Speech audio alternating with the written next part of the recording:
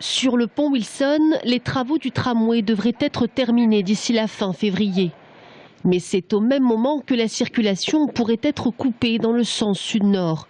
Si tout cela semble un peu loin, le bruit court dans les rues de Tours que la décision serait déjà prise par la mairie.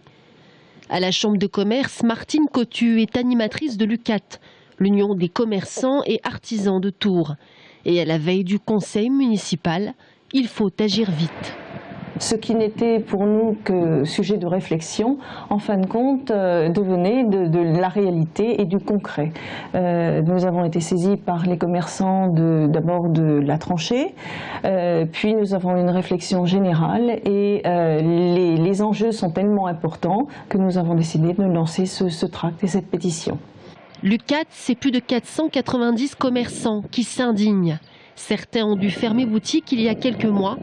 D'autres sont pris à la gorge et s'angoissent pour l'avenir.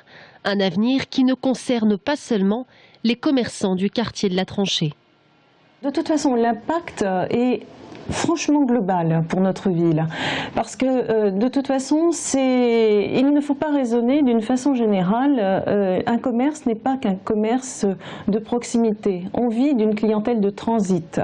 Et nous avons une clientèle qui vient de l'autre bout du département, qui vient même des départements limitrophes. Et si on lui complique la vie, on est quand même c'est l'axe de l'ancienne RN10 là, qui est concerné. À ce jour, plus de 500 commerçants ont signé cette pétition qui sera remise au maire de Tours avant les délibérations du conseil municipal demain matin.